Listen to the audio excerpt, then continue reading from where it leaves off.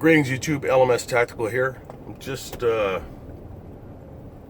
out of a VA appointment and I thought I'd make a video and hopefully I won't get lost while I'm thinking about the video. But I'm sure that the yesterday's shooting and murder of 5 people is on everybody's mind for a lot of different reasons. Obviously none of us are happy about it, and most of us anyways, are sorry for the people that lost loved ones and whatnot.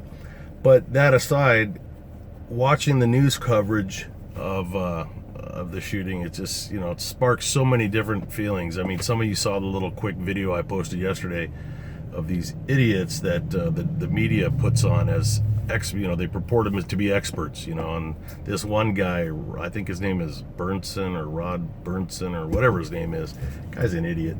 But what I wanted to talk about was more what things to consider in these situations. And when I say these situations, I'm talking about, and by the way, I know that most of us are not going to be shocked at these ideas that are coming out of my head today, because hopefully we've all thought of this. But my point is to try to motivate you to talk with your loved ones. And this came from my own discussion with my wife this morning, talking about the weapon used, and one of the comments from one of the survivors of this shooting. And for those of you that may not know what I'm talking about, the Gazette. I think it was the Capital Gazette newspaper in Annapolis, Maryland.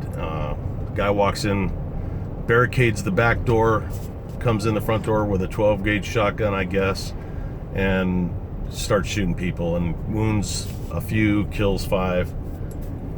But one of the people that was there had, either through Twitter or whatever, I'm not quite clear, but he had said, I'd read his comments, and they were that basically when you're hiding under your desk and you hear a guy shooting people, there's no sound as terrifying as when that person stops to reload.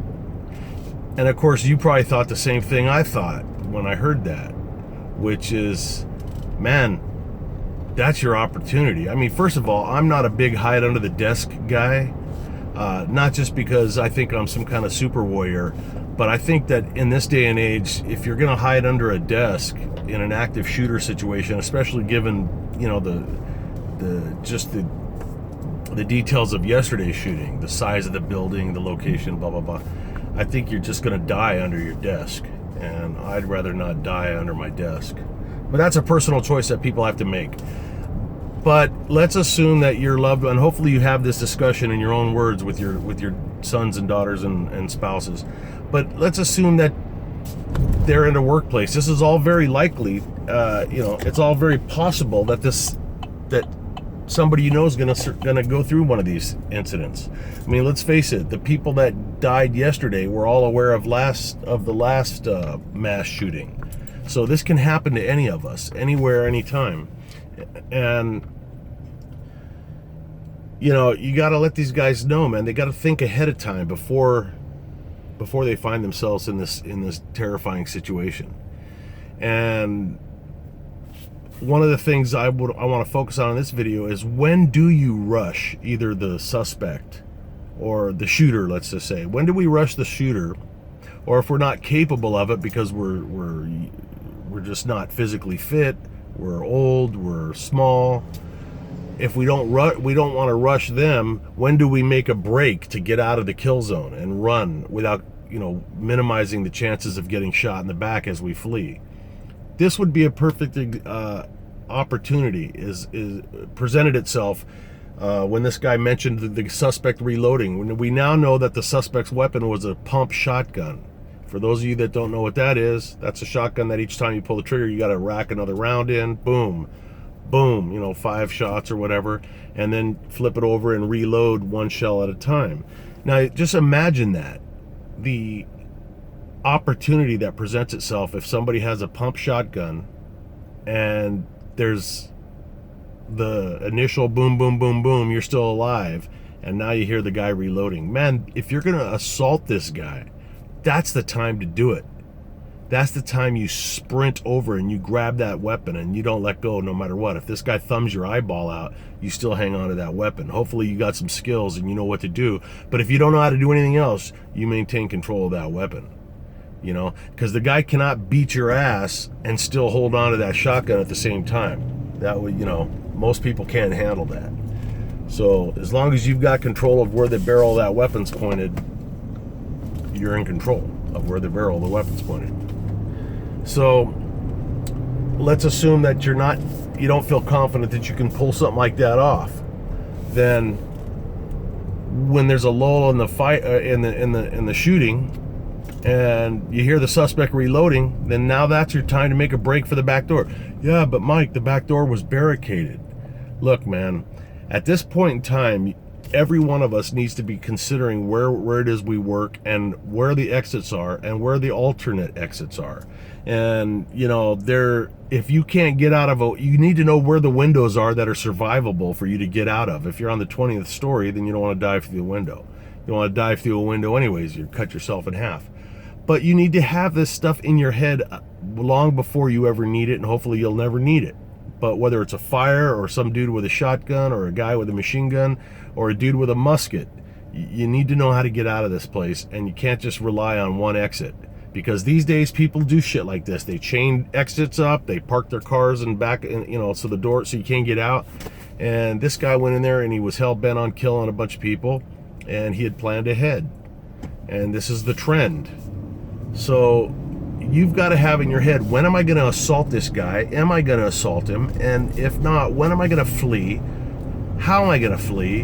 How am I going to exit the building if my primary exit is not functional or blocked or locked or whatever? Or there's another suspect coming through that way. Have multiple ways out of the building. You know, what are the walls in your building, your workplace made out of? Are they drywall? Then kick your way right through and into the next room that has another exit, another door that you can exit through. If you're not able to kick through the wall, but they're not real, you know, they're not bricks or concrete, then have a sledgehammer nearby, or know where there's a sledgehammer. If you got to keep one in your office, keep one in your office. This is not insane thinking. It just all comes down to how bad do you want to live, or how easy do you want to be able to be a victim. You know, it may sound extreme to some people, but trust me, those 5 people that are dead probably, if you could talk to them, would say, hey, I wish I would have had a better plan. Because I believe, not having been there, I believe there was opportunity, at the very least, to charge this dude or make a break for it.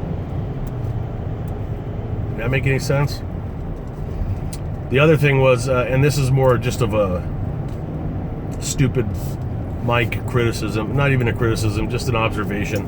I thought I got a little bit of a chuckle because, and I know I'm not probably, it's weird that I could chuckle during a crisis, but I'm really good at that. Most cops and military people are good at being able to chuckle at the scene of a bus full of nuns burning, because you got to laugh, man. Otherwise you end up sobbing all day, and you're not very combat effective if you're crying all the time. But I got a little giggle when they seem to be making and by the way, the cops did a great job. I'm not knocking anything. I think they did a hell of a lot better job than the assholes in Florida that stood outside the school. Or now we get this information that in Vegas, these guys, you know, you see the video that was just released yesterday, these guys sitting there picking their noses while this dude's murdering people. I'll never understand that.